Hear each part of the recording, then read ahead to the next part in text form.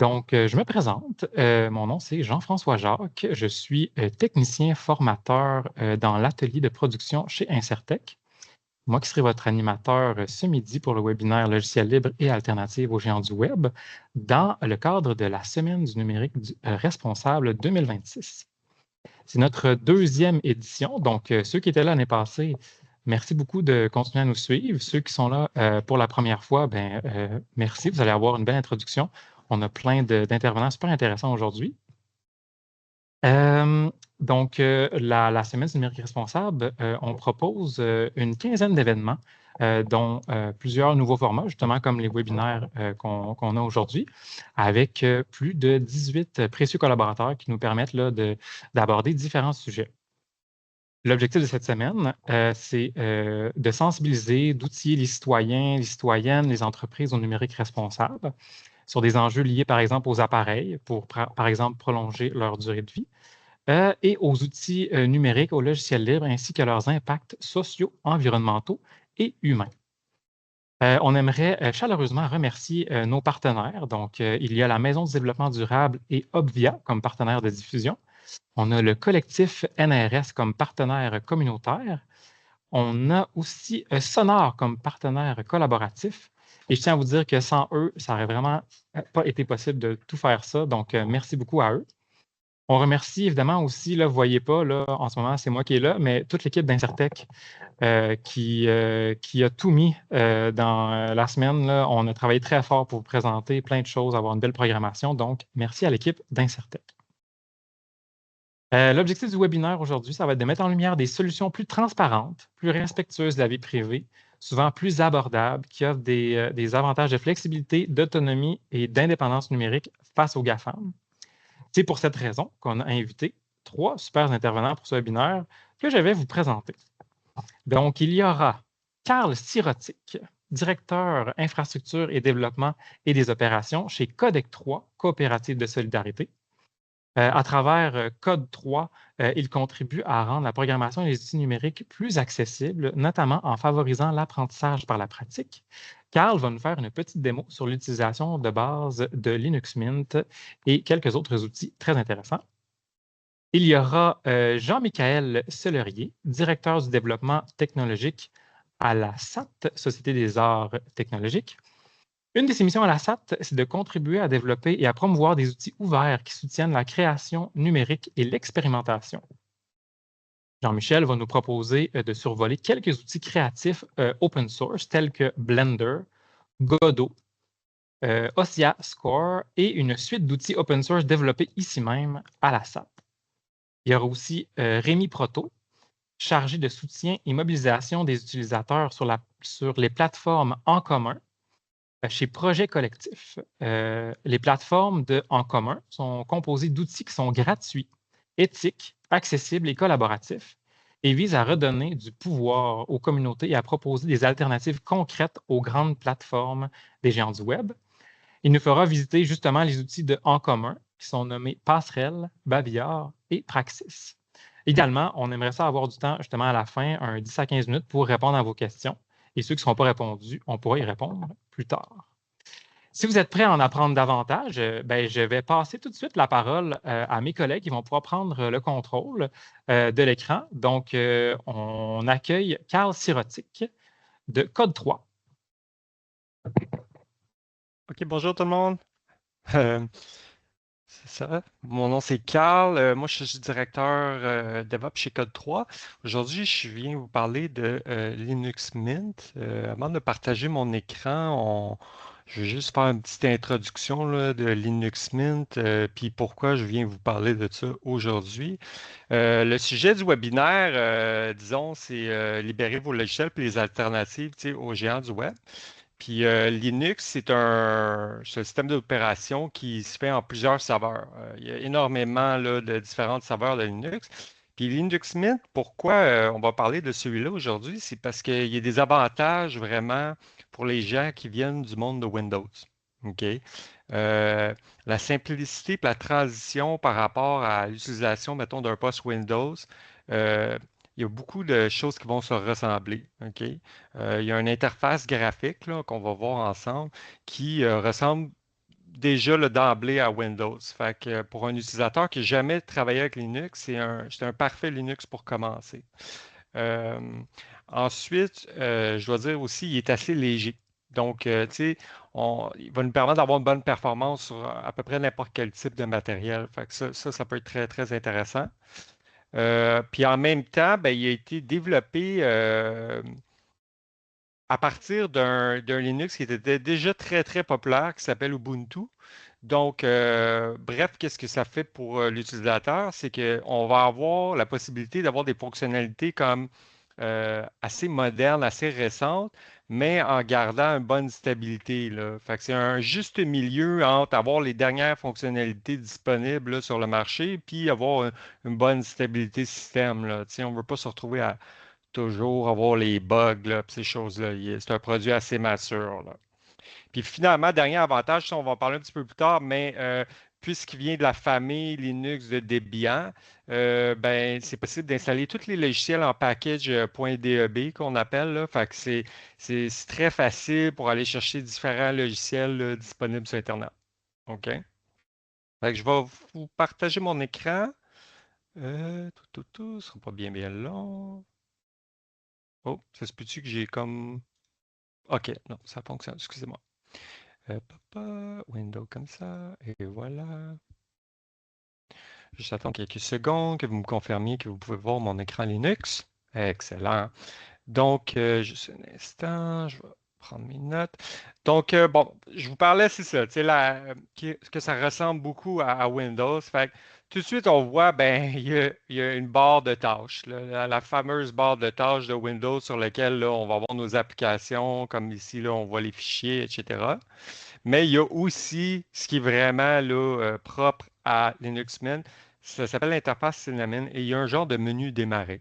Pour ne pas le nommer à la Microsoft, là, mais ça, c'est vraiment alternative à Windows. On va avoir un menu qui ressemble vraiment au menu démarrer. Puis qu'est-ce qui est intéressant, c'est que pour quelqu'un, mettons, de débutant, ça va être super intéressant pour trouver qu'est-ce qu'on a besoin.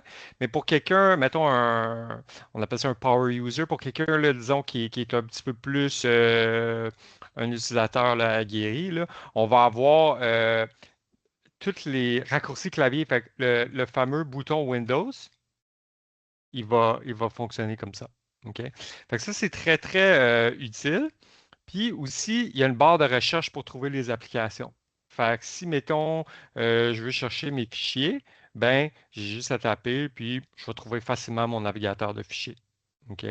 Puis justement, au niveau du navigateur de fichiers, ben, ça va ressembler déjà pas mal encore une fois à Windows, puis le File Explorer. Tu sais, on va voir à gauche nos différents dossiers personnels qui pourraient nous intéresser, là, le bureau. Moi, c'est tout vide. OK? J'ai pris une installation flambette, comme on dit en bon québécois, parce que ben, j'étais un peu stressé de passer au webinaire, là. Fait que je me suis arrangé d'avoir un système très, très vierge avec rien d'installé ou presque pour pouvoir faire la démo. Mais en gros, ça ressemble beaucoup, tu sais, au dossier qu'on a sur un poste Windows. OK? Fait que ça, c'est le gros avantage là, pour faire la transition. OK?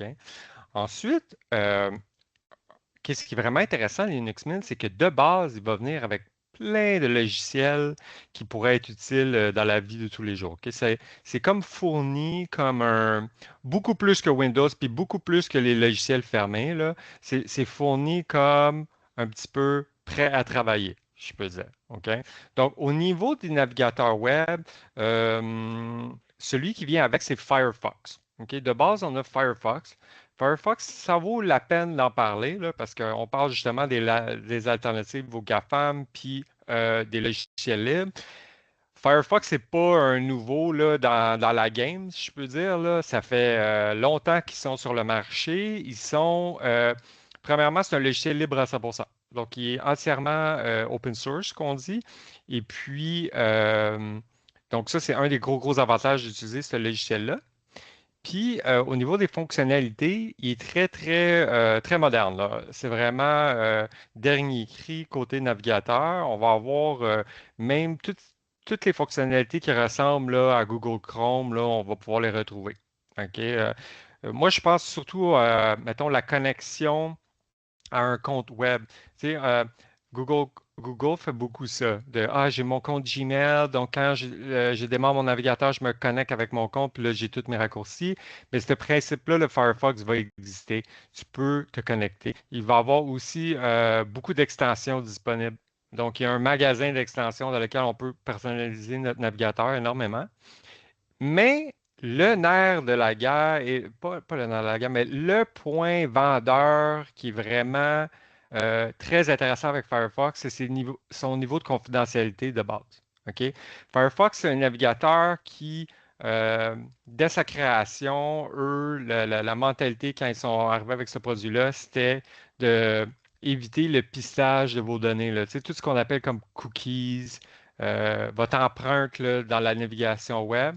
Ben, Firefox fait un bel effort à rendre votre navigation beaucoup plus privée que, que les compétiteurs, là, que tout ce qui est à base de Chrome. OK? Euh, parenthèse, là, tu sais, comme il ne faut pas oublier, Chrome, ben, c'est Google. Google, leur core business à la base, c'était de suivre votre navigation puis vous vendre des pubs, là. Fait que là, il faut comme eux, ils n'ont pas cet aspect-là. Ils n'ont pas la notion de vous vendre des pubs là, toujours. OK? Fait que je voulais juste te montrer Firefox. Euh, Qu'est-ce qui est intéressant? Bon, juste pour reparler de ça, si je redémarre Firefox, ben là, je peux disons, l'épingler, là. Donc, un peu comme Windows, là, tu sais, c'est simple comme ça. Là, après ça, ben, tous mes logiciels que j'aime le plus, ben, je peux les garder là, dans ma barre de tâches. Fait que ça peut être intéressant là, pour quelqu'un qui fait le saut de Windows. OK? Donc, Firefox, OK.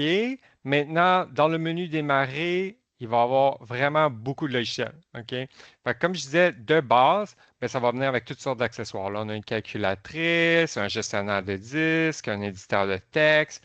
Il y a même une suite bureautique qu'on verra un petit peu plus tard ensemble. Il va y avoir des logiciels pour écouter de la musique, toutes sortes de logiciels. Mais, qu'est-ce qui est vraiment l'avantage d'utiliser un Linux aussi populaire que Mint, c'est au niveau de la Logitech. Donc, il y a une Logitech.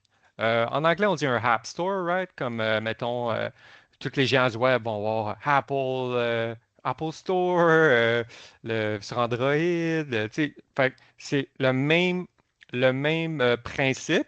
Qu'est-ce qui est intéressant de cette Logitech-là, c'est que ben, elle va nous offrir des logiciels qui ont été testés par les développeurs de Linux Mint. Donc, tous les logiciels qui sont offerts via la Logitech, c'est tous des logiciels qui sont euh, qui sont activement développés et corrigés au niveau des bugs qui pourraient survenir là, lors de votre utilisation. Fait que ça a quand même un bon avantage parce que euh, on peut penser, ben, c'est des logiciels qui sont un peu plus sécuritaires, etc. Donc, la Logitech est vraiment complète. Là, vous voyez, bon, il y a une belle bannière pour installer Discord. Discord, c'est assez. Bon, Discord n'est pas un logiciel libre, mais disons, ça se pourrait que vous aviez besoin de l'utiliser, tu sais. Ce que moi, je remarque dans mon expérience, c'est que quand on a la volonté de commencer à libérer nos ordinateurs, justement, il va y avoir il y a comme un juste milieu qu'on va des fois être forcé à aller chercher. Tu sais. On va pouvoir utiliser le logiciel libre le plus possible. Puis des fois, ben, il y a des logiciels qu'on n'a comme pas trop le choix d'utiliser, soit professionnellement ou autre. OK? Ben, via la Logitech, on a vraiment une bonne sélection de logiciels. C'est regroupé par disons, catégorie de logiciels. Puis l'installation est vraiment, vraiment simple. VLC, je ne sais pas si ici il y a des gens qui connaissent ce logiciel-là, c'est un lecteur multimédia, donc pour lire des fichiers vidéo, puis très, très puissant. C'est un des puissants, disons polyvalents. C'est un des logiciels vidéo les plus polyvalents que moi je connais, je l'utilise depuis des années. Et puis, pour l'installer via la Logitech, je l'ai choisi, puis je fais juste cliquer Installer. Il m'avertit, il me dit, oh, ben, il va y avoir des logiciels supplémentaires à utiliser. Il me dit, il me parle de la totale de téléchargement. OK. Je clique sur Continuer. Là, il y a toujours un niveau de sécurité. Un peu comme sur Windows, il va y avoir un warning, un avertissement quand je vais vouloir installer quelque chose. Donc, je vais rentrer mon mot de passe.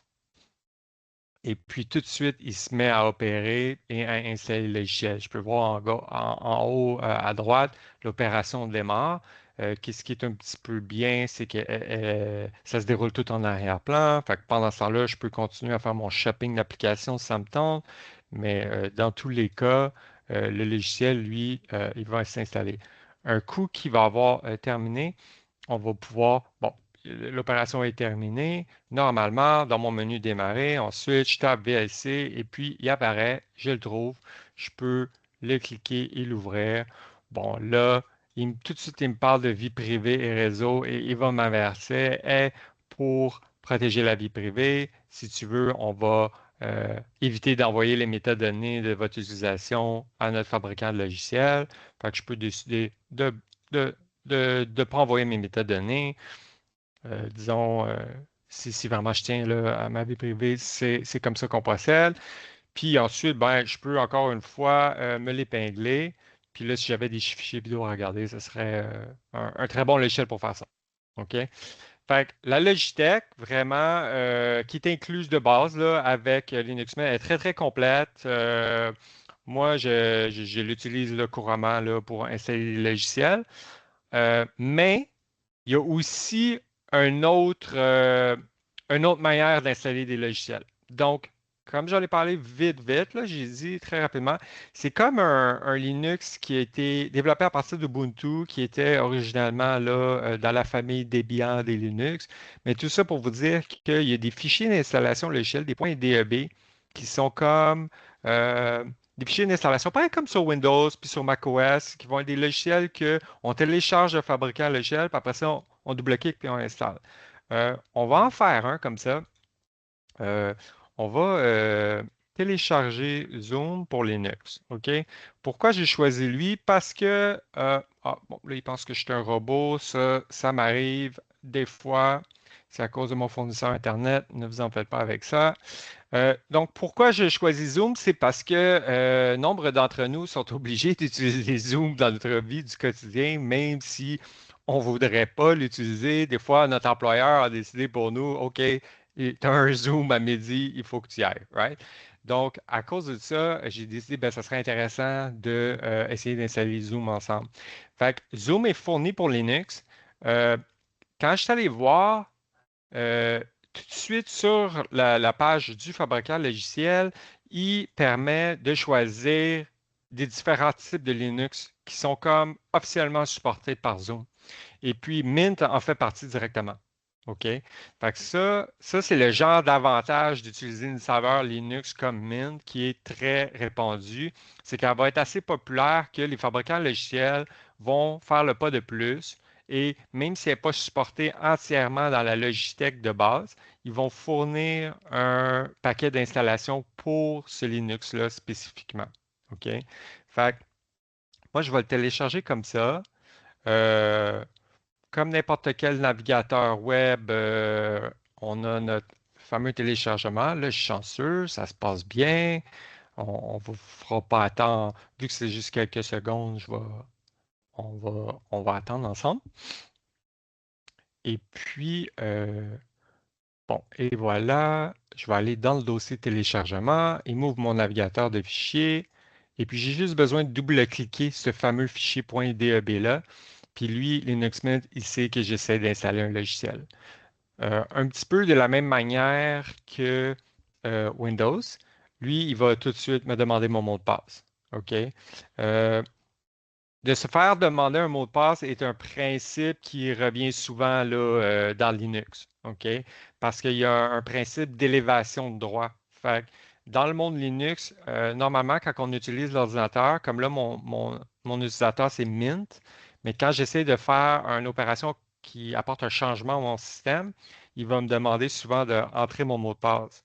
Fait que souvent, moi, je dis aux gens qui débutent sur Linux, à chaque fois que mon écran se change comme ça, puis qu'il me demande mon mot de passe, il faut juste que je comprenne qu'est-ce que je suis en train de faire. Fait OK.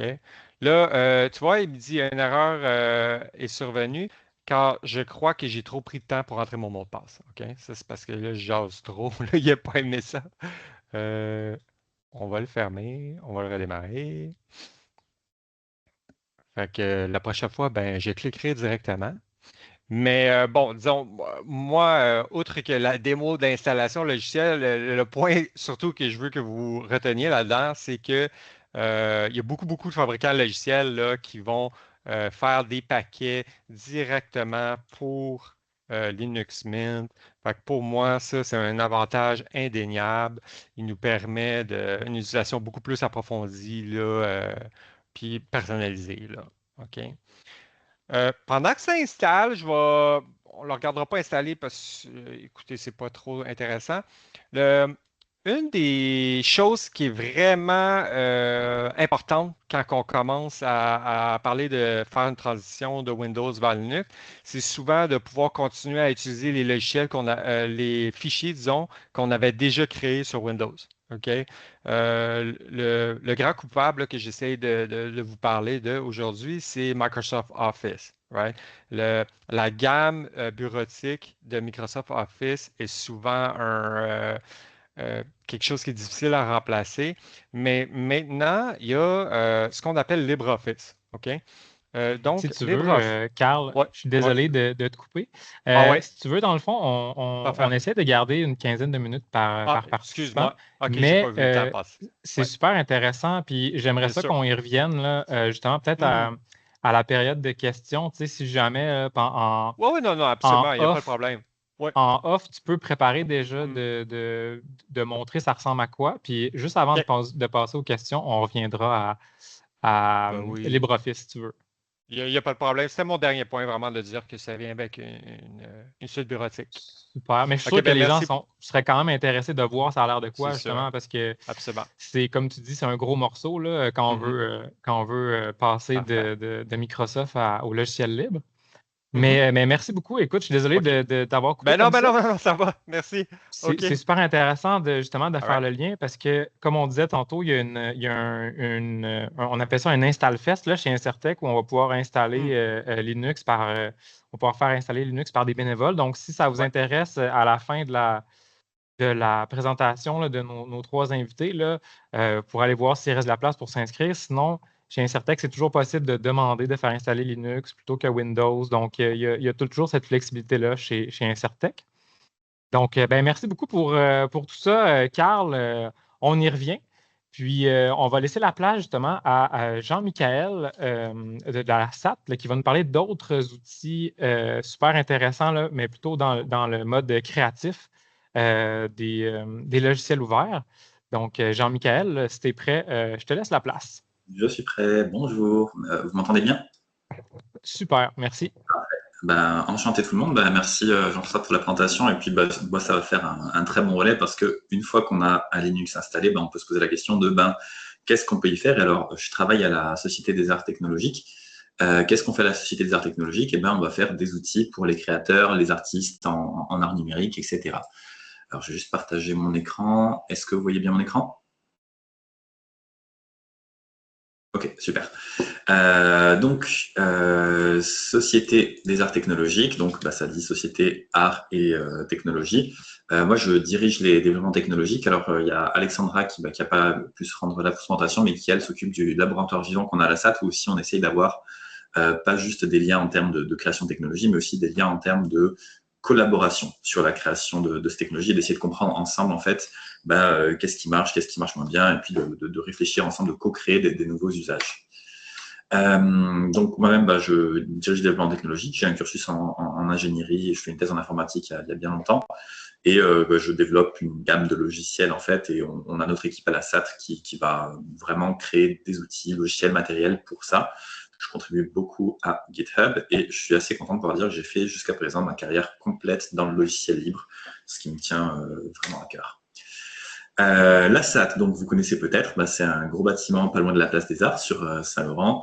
On a 2 salles de concert, notamment un dôme immersif, premier dôme qui projette du contenu artistique dans l'Amérique du Nord depuis 2011. On a aussi, c'est moins connu, des salles de formation, donc on donne des cours sur tous les outils de la création d'art numérique.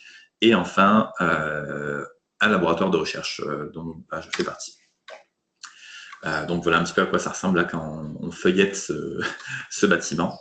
Et on a aussi une SAT virtuelle qui est en ligne, en fait, qui est basée sur une plateforme libre qui s'appelle Mozilla Hubs, que Mozilla a en fait abandonné et qu'on continue à maintenir, parce que c'est un petit peu ça, le logiciel libre, en fait, c'est de se partager le code pour que si quelqu'un dit « Ah ben non, moi ça, je peux plus m'en occuper », et que ça ne tombe pas dans les oubliettes, comme ça le ferait pour une société qui fait des logiciels propriétaires. Là, on va pouvoir continuer à faire vivre des projets en fait au fil du temps. Donc, de quoi est-ce que je vais parler aujourd'hui? Avant tout, le libre en fait en facteur de durabilité, parce que je pense que Incertec comme événement, c'est un petit peu ce pendant de parler de pas juste des logiciels libres, mais en fait de leur place dans les questions écologiques qui quand même sont prégnantes aujourd'hui. Des outils que nous on crée, donc qui sont rassemblés sous une bannière qui s'appelle la suite SAT. Et en fait, au milieu de tout ça, je vais vous parler un petit peu de où est-ce que c'est utilisé le libre en art numérique. Je ne vais pas juste vous parler des logiciels concrets, mais en fait des logiciels vraiment utilisés un petit peu en général en art numérique. Donc, par exemple, je vais commencer avec un qui a un très bon logiciel de dessin qui s'appelle Krita. Krita, c'est un logiciel libre qui est créé depuis une vingtaine d'années maintenant, je crois 25 ans, là, ça doit faire depuis début 2000. Et c'est un logiciel qui a commencé en fait par l'impulsion d'un créateur qui a depuis laissé le truc à d'autres. Et ce logiciel, maintenant, il est utilisé, par exemple, il y a des BDastes qui s'en servent pour créer des bandes dessinées qui sont publiées. C'est utilisé dans Hollywood, par exemple, pour faire des sketchs dans des films vraiment de haute volée. Je crois dans les King Kong, par exemple, récemment, ça avait été utilisé, etc., etc. Donc là, c'est un petit comique que j'aime beaucoup, Pepper and Carrot, qui est vraiment très chouette. Et l'artiste utilise Krita pour réaliser ce comic et va notamment beaucoup parler, pas juste de son processus de créer des bandes dessinées, mais de comment on utilise les logiciels libres pour créer des bandes dessinées, et va être actif notamment, et c'est là où c'est intéressant, va être actif en fait dans la communauté, dans le sens où il va faire remonter aux créateurs des logiciels des rapports de bugs, leur dire « Ah attendez, là, ça marche bien, ça marche moins bien ». Et je pense que ce qui est vraiment chouette dans le libre pour les arts, c'est que en tant que créateur de logiciels, on va être très proche en fait des artistes avec qui on travaille. Et donc, si parmi vous certains sont artistes, dessinateurs, créateurs, nous on est vraiment ravis de travailler avec vous pour après améliorer en permanence nos logiciels pour qu'ils collent vraiment à vos cas d'usage et pas juste à des objectifs de rentabilité, de business, comme ça serait le cas pour des suites Adobe, des choses de ce genre. Un truc qui est aussi important, c'est que le libre, c'est vraiment quelque chose de sobre et d'efficace écologiquement. Nous, par exemple, nos logiciels vont marcher sur vraiment du matériel assez ancien. Pourquoi? Parce qu'il y a eu des études qui ont été faites et qui ont montré qu'une grosse partie des dépenses énergétiques vraiment en watts, là, ce qui fait chauffer aux machines sur des logiciels propriétaires, c'est pour faire tourner des fonctionnalités qui ne sont pas forcément des fonctionnalités pour vous servir vous, qui vont être des fonctionnalités plutôt pour servir, mettons, là encore, je prends l'exemple d'Adobe qui va faire du tracking, des choses comme ça. Ça consomme des ressources, et ça consomme des ressources pas directement dans le but de faire des choses sinon utiles. Donc, quand on enlève tout ça, on se retrouve avec des logiciels beaucoup plus simples, beaucoup plus efficaces, beaucoup plus performants. Et aussi sans obsolescence forcée. Alors, avec évidemment toujours la question qui est que les logiciels libres sont en général créés par des petites équipes, des sociétés qui vont avoir 10, 15 000 employés. Donc, ça va aussi beaucoup dépendre de l'effort personnel que peuvent mettre chacun des développeurs. Autre gros avantage pour les logiciels libres en art spécifiquement, en art, très souvent, on va faire un projet et puis des fois, on va vouloir ressortir ce projet quelques années après. Par exemple, un dessin, imaginons, on a fait une carte pour un livre et puis là, l'auteur vient nous voir dans 5 ans plus tard, il nous fait « Ah, j'ai sorti le tome 2 de mon livre qui se passe 500 ans dans le futur, est-ce que tu pourrais reprendre ta carte et faire des évolutions ?» Et si on est avec des logiciels propriétaires, par exemple, soit il faut qu'on continue à payer des abonnements, soit peut-être que le logiciel a été abandonné et auquel cas on est coincé. Avec le logiciel libre, on va toujours avoir la possibilité de dire à un développeur, par exemple, même si nous-mêmes on n'est pas développeur, on va toujours pouvoir dire « Hey, est-ce que j'ai mon projet qui s'est ouvert dans ce logiciel? Est-ce que tu pourrais m'aider à l'ouvrir dans la nouvelle version ?» Si par hasard, c'est quand même très rare, mais si par hasard le logiciel a été abandonné ou qu'il y a eu une incompatibilité. Et du coup, même si les choses peuvent être plus dures, on ne va jamais perdre la possibilité complète d'accéder à ces œuvres. Alors que nous, à la SAT, par exemple, on a travaillé avec des artistes qui travaillent avec des outils IA en ligne comme Runway ML, qui est un truc très puissant pour générer des images par IA.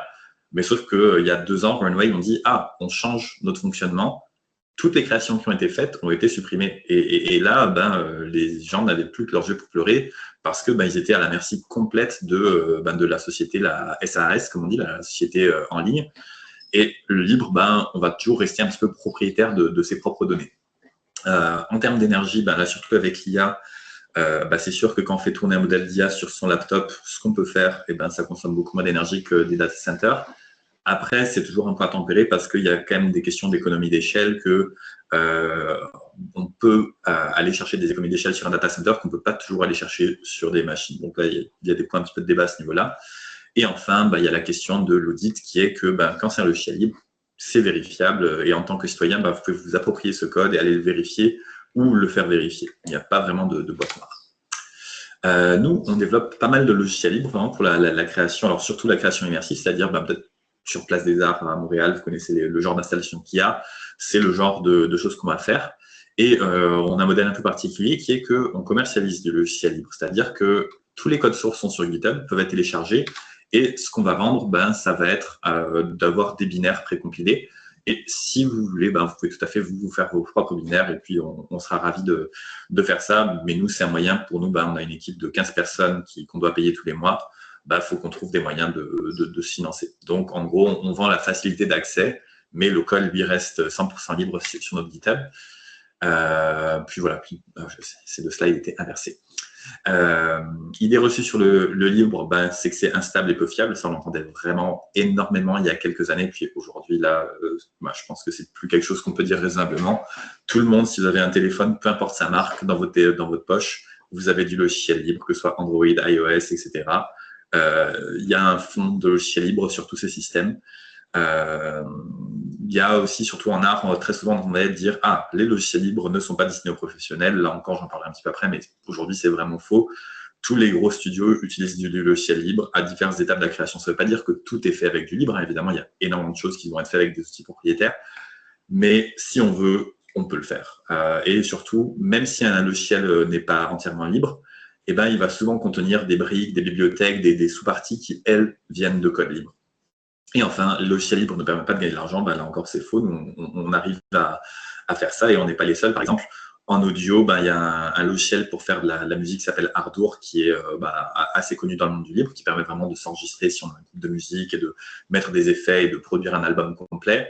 Et qui suit le même modèle où on peut acheter le logiciel tout prêt packagé et puis tout le code source est disponible sur les sites web de code libre. Exemple qui me tient à cœur, c'est le film Flow, par exemple. Alors, je ne sais pas si certains parmi vous l'ont vu, c'est vraiment très mignon.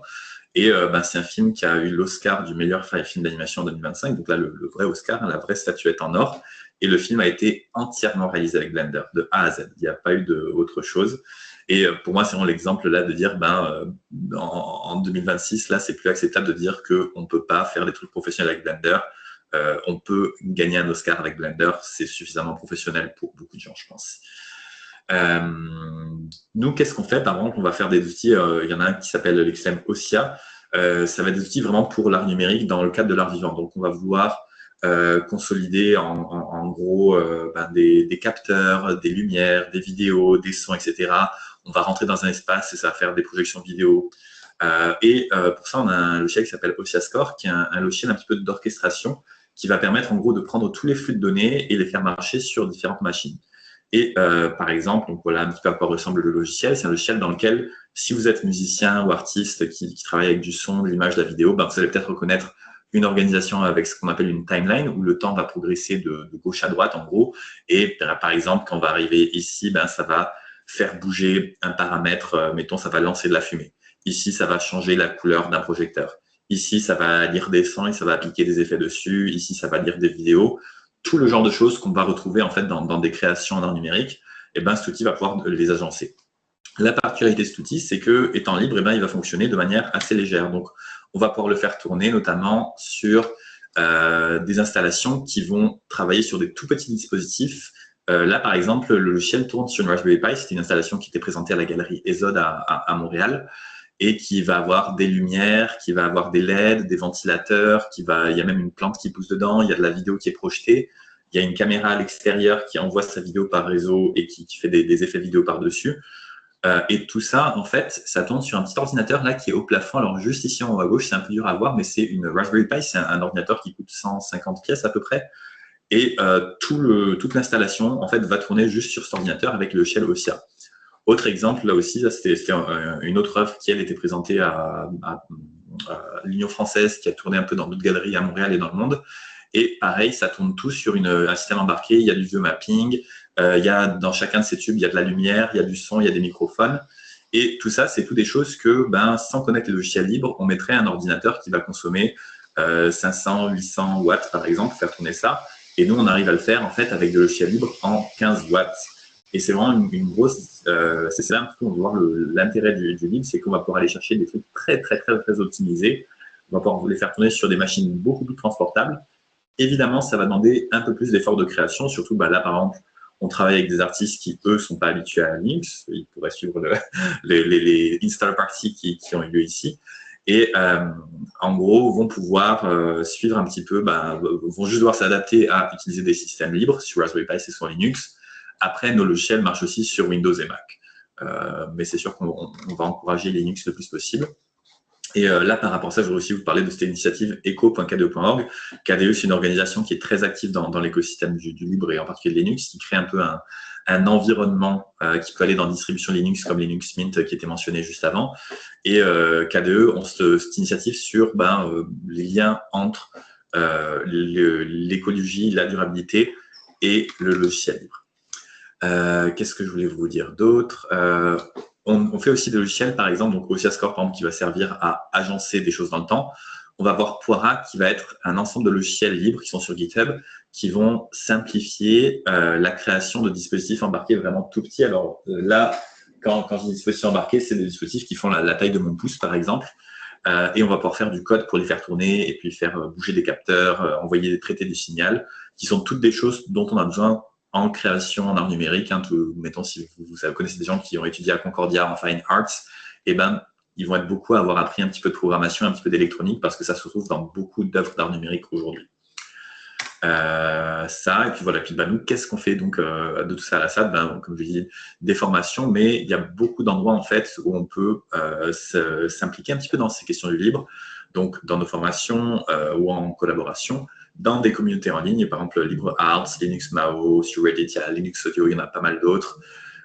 Notre code est tout sur GitHub, sur /satmtl, et puis GitHub /sat-mtl, on est ravis de toute contribution.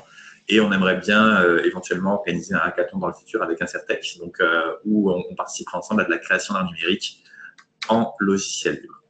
Et je vais juste parler un petit peu d'un point vraiment important pour nous sur pas juste en gros le code logiciel, j'en ai pour 1 minute, qui est notre laboratoire vivant, qui va être un espace dans lequel on va co-créer et on va expérimenter soit avec des individus, où là on va faire des ateliers pour comprendre un petit peu qu'est-ce que c'est les besoins, qu'est-ce que c'est les problématiques sociales auxquelles ces outils peuvent répondre. Et là, ça va être vraiment d'avoir un projet centré sur l'humain, dans lequel on va pouvoir s'impliquer chacun et puis venir débattre, discuter, proposer des solutions, des idées, de manière vraiment collaborative et expérimentale. Et on va essayer ensuite de créer des solutions immersives pour en plus traiter des problématiques sociales. Donc là, je parlais de la problématique écologique. Évidemment, il y a beaucoup d'autres problématiques comme l'accessibilité universelle, la santé, la littératie numérique et donc la sobriété numérique qui est un point principal. Donc voilà, je ne sais pas si on a 1 minute pour des questions, mais je vous remercie pour votre temps. Moi, c'est donc Jean-Michel Sellerier. Vous pouvez me contacter à cette adresse email. N'hésitez pas à passer à la SAT, on est toujours ravis de donner des démos, de faire un tour un petit peu de ce qu'on fait. Merci beaucoup, Jean-Michel. Pour les questions, on va les garder à la fin. Mais c'est super intéressant parce que là, tu nous as montré plein d'œuvres d'art, plein de trucs qui ont été faits avec l'open source.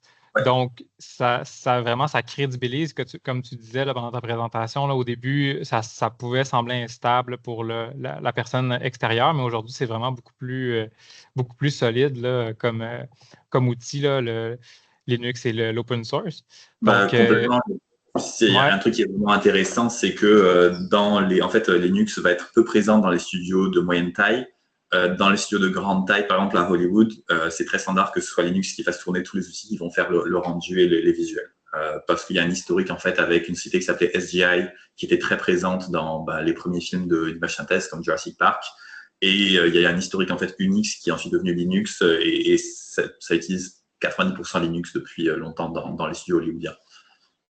Bon, j'espère que les gens vont être capables justement de reconnaître ça quand ils vont voir des œuvres, là, ou du moins y penser. Peut-être que c'est fait avec du libre, peut-être que ça a été conçu là, avec des développeurs, là. Donc, ben, merci beaucoup, Jean-Michel. Tu parlais justement aussi de mettre des gens en commun, de faire des communautés. Ben, c'est une super belle transition pour parler avec notre collègue Rémi de En commun, qui va nous parler là, de la plateforme En commun. Donc, Rémi, écoute, je te laisse la parole. Merci Jean-Michel de m'avoir fait de la place comme ça. Ça prouve que nos intervenants sont parfaitement bien synchronisés. Donc, merci pour ça. Bonjour tout le monde, vous m'entendez bien? Vous me voyez bien? Oui, merci Rémi. Super. Est-ce que vous voyez aussi mon écran que je partage?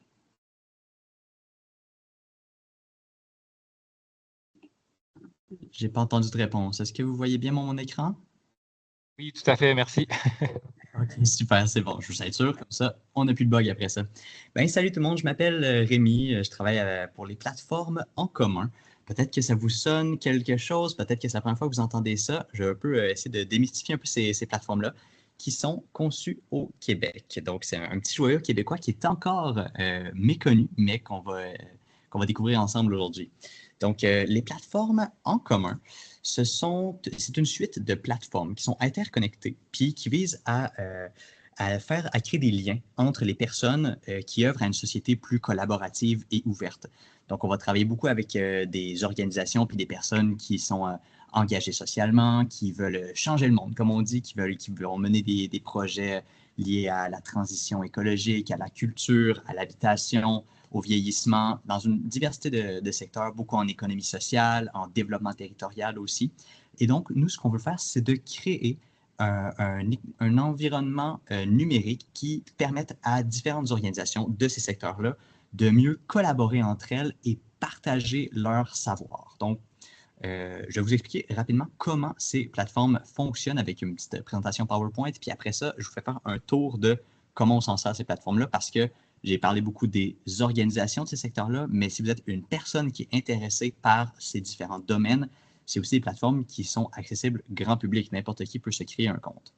Donc, j'ai dit les plateformes en commun parce que c'est comme une suite numérique, une suite comme on peut penser à la suite Google, tu sais, que tu as un compte Google, puis dans lequel il y a plusieurs outils comme ton Gmail, ton calendrier, en tout cas plein d'outils. Ben, ici, c'est un peu similaire. On a un compte en commun pour accéder à différentes plateformes. Petit historique rapide, on a Passerelle, qui est une plateforme de gestion de groupe pour échanger entre personnes qui existe depuis 2017. Et en 2023, on a ajouté Praxis à ça pour vraiment créer une suite de plateformes. Donc, Praxis, c'est une plateforme pour mettre en commun des savoirs. Je vais vous montrer comment ça fonctionne plus tard. Puis on a ensuite Babillard, qui est une plateforme pour diffuser des annonces, donc des financements, des événements, des appels à la communauté, donc différents types d'annonces comme ça. Puis ça, c'est pas encore en ligne, ça va l'être à l'automne et avec un lancement officiel cet hiver. Donc, je vais passer rapidement sur ces différentes plateformes-là, une à la suite de l'autre. Passerelle, comme j'ai dit, c'est un espace pour gérer des groupes. Il y en a plein des outils en ligne pour gérer des groupes. On peut penser à Slack, à Teams, on peut penser au groupe Facebook. Avant, il y avait Google Groups aussi. Mais la plupart de ces groupes-là, ben, c'est ça appartient aux géants du web. Ça vient avec les réalités que ça comporte. Hein. Ça va être souvent des grandes compagnies américaines qui sont très opaques par rapport à la gestion des données, qui revendent beaucoup de nos données personnelles parce que ça fait partie de leur modèle d'affaires. Nous, on veut avoir quelque chose qui soit fait localement au Québec, qui ait des bonnes pratiques écologiques et des bonnes pratiques de gestion des données des utilisateurs et qui servent les écosystèmes que je vous ai nommés précédemment, donc les gens qui travaillent pour le bien commun, si on veut. Sur Passerelle, donc, on peut créer ou rejoindre un groupe, que ce soit un groupe local, par exemple, les voisins de mon quartier, un groupe sectoriel, comme tout le monde qui s'intéresse à la transition écologique, ou thématique. On peut avoir des groupes qui sont publics ou des groupes qui sont privés. Donc, par exemple, les voisins de mon quartier, on pourrait imaginer que ce soit un groupe privé, mais public. Ça pourrait être un groupe où on veut inviter tout le monde, par exemple, d'une ville, par exemple, à la ville de Lévis, plein de gens qui veulent s'ajouter là-dessus pour savoir qu'est-ce qui se passe dans leur ville. Dans un groupe, on peut rassembler des connaissances qui sont organisées puis qui sont facilement accessibles par les membres. Ça sert à s'informer de ce qui se passe dans un certain milieu. Puis, on peut échanger à travers Passerelle avec des utilisateurs et utilisatrices directement en message privé. Deuxième plateforme, Praxis. Praxis, je vous l'ai dit, c'est une plateforme pour mettre en commun des savoirs. Qu'est-ce qu'on veut dire par là? Il y en a plein des endroits où on peut mettre en ligne des savoirs, des connaissances. On peut penser à Wikipédia, mais Wikipédia, c'est un endroit où on met des pages de manière très publique. Fait que la page sur la reine Elisabeth ou une page sur Budapest ou une page sur, ça va être des pages sur des thèmes publics. Après ça, on peut penser à Drive, c'est bon sûr, Google Drive, on peut mettre des savoirs sur Google Drive. On peut mettre nos rapports d'activité, on peut mettre nos photos internes de notre organisation. Sur Praxis, on a quelque chose qui peut servir aux deux. Donc, on peut créer des pages qui sont publiques et on peut mettre en ligne des savoirs qui sont internes, qui sont privés pour un groupe de personnes. Donc, ça permet à la fois d'avoir une vitrine pour les activités de notre groupe ou de notre association, de notre organisation, et à la fois d'avoir des contenus qui sont privés, donc vraiment nos documents internes, par exemple. Fait que sur Praxis, on peut, à ce moment-là, ça nous permet de mettre en ligne et de découvrir des initiatives sous forme de cartes, par exemple, ou de listes de ressources, de bottins. Ça permet de documenter puis de diffuser ces pratiques, par exemple, nos pratiques organisationnelles. Comment est-ce qu'on fait telle chose à l'interne? Comment est-ce qu'on pourrait partager ça avec d'autres organisations pour qu'elles puissent s'en inspirer? On peut écrire des contenus de manière collaborative. On peut penser, par exemple, à un Google Doc, on peut être plusieurs personnes à le modifier. Sur Praxis, on a la manière d'avoir des pages aussi qu'on peut modifier puis éditer à plusieurs. J'ai dit cartographie, oui. Puis ces pages-là, comme je l'ai dit plus tôt, elles peuvent être publiques ou privées. Puis finalement, Babillard, c'est une plateforme à venir qui va servir à découvrir puis à mettre en ligne des événements, des appels à la communauté, des financements, des offres d'emploi. Donc, plus des contenus à ce moment-là qui ont une date d'échéance, si on veut. Donc, qui sont inscrits dans le temps puis qui vont à un moment donné plus être d'actualité. Sur Praxis, c'est plus comme des savoirs qu'on veut archiver. On veut qu'ils soient découvrables sur le web, mais ils sont un peu intemporels. Sur Babillard, c'est des connaissances qui sont inscrites dans le temps. Ça va vraiment être pour remplacer finalement la page Facebook d'une organisation ou les événements sur Facebook. On crée un événement Facebook pour inviter des gens à une manifestation ou à un événement au parc. Là, on va pouvoir le faire avec Babillard. Donc, voilà, Passerelle, Praxis, Babillard, 3 usages qui sont complémentaires. Et l'idée d'avoir tout ça à travers en commun, c'est premièrement que c'est un seul compte. Tu as un compte en commun pour accéder à différents outils. Ça offre une vitrine aux différents projets qui veulent s'afficher sur le web dans un écosystème québécois. Ça permet de connecter avec des partenaires, avec d'autres organisations, d'autres personnes engagées vraiment localement au Québec. C'est des savoirs qui peuvent ils vont se servir les uns les autres. Donc, on collabore à un écosystème de savoir qui existe au Québec, puis ça peut bénéficier à plusieurs personnes à travers le territoire. Un seul compte, plusieurs plateformes, je l'ai dit, c'est des plateformes qui sont conçues et hébergées complètement au Québec. On a des pratiques écologiques au niveau de la conception, au niveau de l'hébergement. Éthique, je le disais un peu plus tôt, on ne conserve pas de données, on ne revend pas de données, c'est vraiment important pour nous. C'est local et c'est gratuit. On a un modèle d'affaires hybride entre subventions et certaines fonctionnalités qui sont payantes pour des organisations qui ont un peu plus de moyens, qui nous permettent d'offrir quelque chose de gratuit sans qu'il y ait de publicité ni de revente de données. Et finalement, c'est un logiciel qui est libre et c'est possible de contribuer au développement des plateformes. En prenant contact avec nous, on échange, on prend toujours les recommandations, les suggestions des utilisateurs et utilisatrices pour s'assurer que finalement, ce soit des plateformes qui correspondent à vos besoins. Puis maintenant, allons voir un peu à quoi ça ressemble. Vous voyez toujours mon écran? Vous me voyez sur les plateformes en commun? Si ce n'est pas le cas, vous me faites signe. Fait qu'on est sur la page d'accueil de En commun. Donc, comme j'ai dit, plateforme en commun pour connecter des savoirs et des personnes pour une société plus collaborative et ouverte. Je regardais juste le temps. Parfait, 6 minutes, c'est parfait. Fait que 3 plateformes, ils sont là. On a notre menu latéral qui nous permet de passer d'une plateforme à l'autre. Je vais aller juste faire un tour sur mon profil. Mon profil est situé sur Passerelle parce que on s'est dit c'est là où on peut connecter avec des gens, qu'on fait partie de groupes. ça nous paraissait logique de mettre notre profil sur Passerelle, non? Donc, c'est un profil assez classique. Donc, ma photo, mon nom, je peux mettre mon poste, mon organisation, une courte description. Puis, sur mon profil, j'ai 2 onglets. Mon onglet Connaissances qui présente les différentes connaissances praxis auxquelles j'ai contribué. Donc, mes notes, mes carnets et mes bases de connaissances. Je reviendrai sur ces différents concepts. Et un onglet Groupe qui présente les différents groupes passerelles dont je fais partie. Donc, dont je fais partie comme responsable du groupe ou comme membre simple.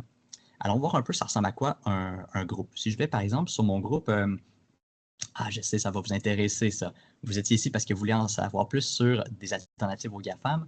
Ben, je fais justement partie d'un groupe qui s'appelle Sortir des GAFAM. Donc ça, c'est un groupe passerelle. Donc pensez un peu à un groupe Facebook. Ben, c'est un peu pareil. On a l'image du groupe, cette petite photo de bannière. Puis j'ai une discussion. Donc c'est la discussion de mon groupe. Les gens ont écrit des messages. Je peux liker le message. Je peux répondre, puis ça s'affiche en fil de discussion sous le message original.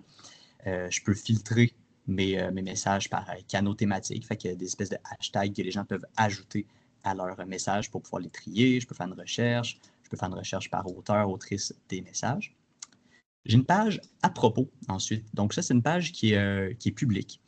Mon groupe, Sortir des GAFAM, il est privé. Ça veut dire que les gens qui veulent en faire partie vont devoir faire une demande d'adhésion. Fait que, un peu comme Facebook, un groupe privé, tu fais une demande d'adhésion, puis les responsables reçoivent un message comme quoi une personne veut s'ajouter au groupe. Mais la page à propos, elle est publique. Donc, même si tu ne fais pas partie du groupe, tu peux savoir, c'est qui les organisations qui sont impliquées derrière ça, c'est quoi à quoi il sert le groupe, c'est quoi les prochaines activités. J'ai un onglet avec mes membres, qui est responsable, qui est membre simple du groupe. J'ai un onglet groupe lié.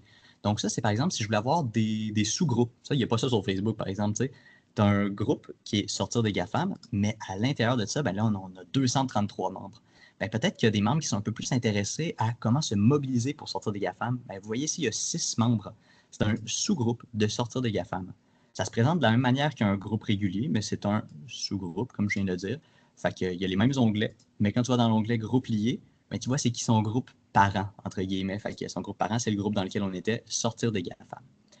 Puis, finalement, on a un onglet connaissances qui permet de réunir tous les savoirs du groupe. Fait que ça, c'est finalement toutes les notes et les carnets praxis, ici, qui sont liés au groupe. Parce que, tu sais, mettons que je suis dans ma discussion, puis qu'à un moment, tu as quelqu'un qui publie une note. Ici, tu as Marie-Soleil, elle a publié « Quitter les GAFAM dans sa vie personnelle, un témoignage de Chanel Robert, Amélie Côté et Francis ». Bon, après quelques semaines ou quelques mois, son message, il va être rendu loin dans la discussion. Il va falloir comme descendre longtemps pour le retrouver.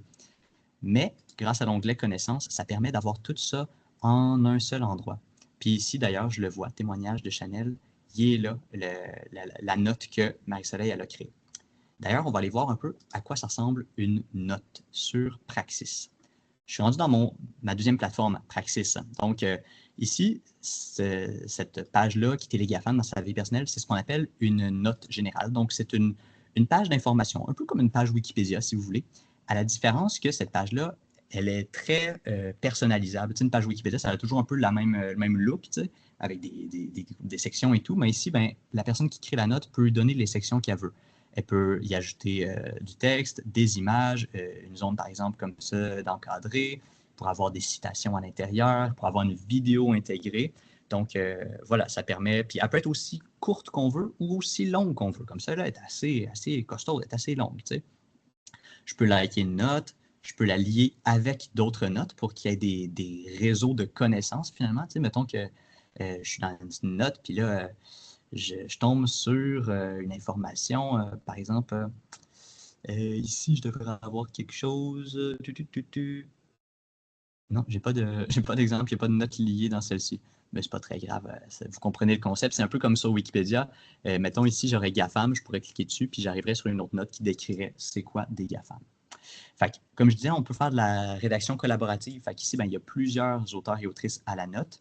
Puis, on pourrait demander des droits d'édition pour être nous aussi auteurs de la note si on le souhaite. Puis, finalement, la note, elle est liée au groupe Sortir des GAFAM, je finis à l'instant, qui nous permet de revenir au groupe dans lequel on était sur Passerelle. Donc, vous voyez un peu les liens qu'il y a entre les plateformes, Passerelle pour gérer des groupes, puis parler avec des gens en privé, puis Praxis pour créer des connaissances qui peuvent ensuite être liées à nos groupes Passerelle. Puis finalement, Babillard, je ne vais pas être très long parce que c'est en développement. Il n'y a rien actuellement, mais vous allez pouvoir le découvrir assez vite en 2026, à la fin de l'année, puis au début 2027.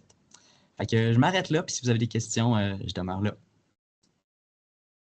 Merci beaucoup, Rémi. Écoute, moi, tout le long, là, j'avais, sans faire de comparaison, l'espèce de spectre de la toile du Québec, qui a eu son âge d'or. Je pense par contre qu'on est mûr vraiment pour aller plus loin. Se donner vraiment un réseau social, un réseau professionnel. Je pense qu'on le mérite. Puis écoute, quand vous aurez fait le lancement de Babillard, peut-être qu'en notre SNR 2027, on pourra justement faire une mise à jour. Donc, merci beaucoup pour tout ce partage. Il ne nous reste pas beaucoup de temps pour les questions. On va en sélectionner quelques-unes. Puis, si jamais on dépasse de, disons, maximum 5 minutes, là, ceux qui devront quitter, vous aurez accès, là, j'ai eu quelques questions justement à ce propos-là, vous aurez accès à la rediffusion de tout ça, le temps qu'on fasse un montage, qu'on puisse envoyer les informations à qui de droit, les questions. Donc, vous risquez de recevoir ça d'ici un mois, les participants ou sinon sur une plateforme YouTube qu'on aura. Donc, inquiétez-vous pas pour ça. Donc, question. On a une question de Luc pour Carl de Code 3. Il dit qu'il ne semble pas enchanté d'utiliser Zoom. Est-ce qu'il est plus à l'aise avec la suite Microsoft Teams? La suite Framasoft ne serait-elle pas un meilleur choix? Je suis certain que maintenant, il y a beaucoup d'alternatives.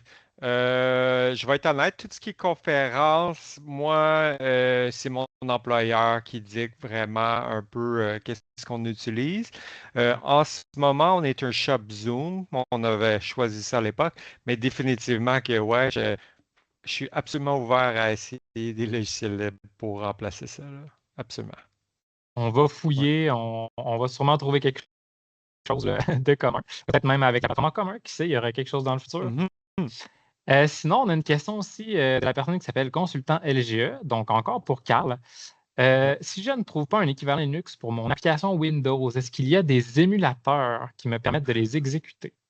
Oui, ouais. Il y a un émulateur qui ça fait longtemps qu'il existe, ça s'appelle Wine, W-I-N-E, comme du vin, right? Mais pour mettre le mot Windows dedans.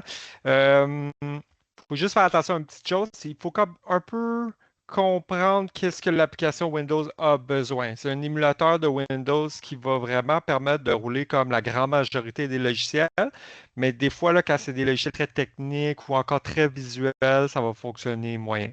Fait que je dirais que un essai, là, essai-erreur. Il faudrait l'essayer. Ouais.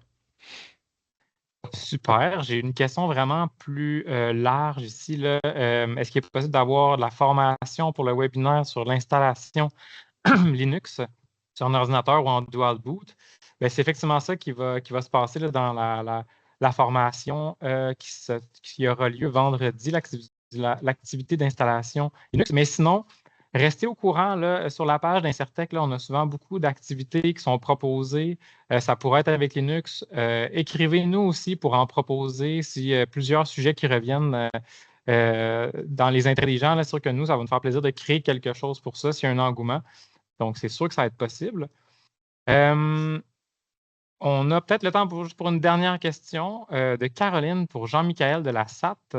Quel serait le meilleur logiciel d'édition vidéo open source? Donc, meilleur, j'imagine que tu vas avoir des opinions, mais ouais, ça doit être différent.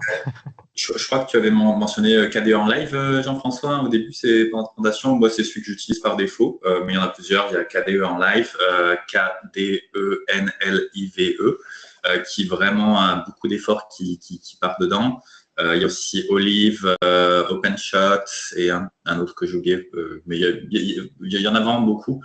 Et ce qui est intéressant, c'est que beaucoup de ces logiciels partagent en fait les mêmes backends, et c'est un petit peu ça où c'est intéressant au niveau du libre, c'est que des fois, une amélioration dans une brique en fait fondamentale, elle va bénéficier à 3, 4, 5 logiciels différents, quoi. Et parce qu'il y a un gros partage entre ces logiciels, parce qu'il y a beaucoup de tâches communes entre le partage vidéo. Donc je te dirais que le mieux, c'est de tester les différents logiciels qui existent et de regarder, toi, qu'est-ce qui marche le mieux avec ton workflow, avec est-ce que l'interface te convient, est-ce que l'ergonomie te convient, parce que chacun va avoir des préférences différentes à ce niveau-là et il existe plusieurs logiciels pour coller un petit peu à différentes manières de fonctionner.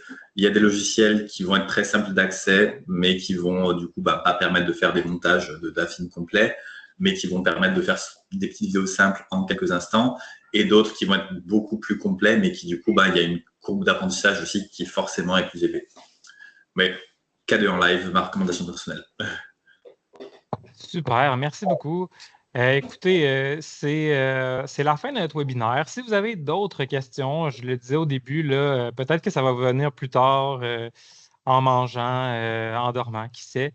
Donc, n'hésitez pas à nous écrire à incertec@incertec.ca. On va pouvoir donner les questions aux intervenants et pourront nous répondre. Puis, on pourra vous envoyer justement le résumé de tout ça là, dans les prochaines semaines. Ben, je voudrais remercier là, énormément là, nos 3 intervenants. On avait Rémi de En Commun, on avait Carl de Code 3 et Jean-Michaël de la SAT. Merci énormément. Vous faites ça bénévolement. Donc, les gens ne savent peut-être pas. Là, donc, tout ça, c'est bénévole. Merci énormément de nous avoir partagé tout ça.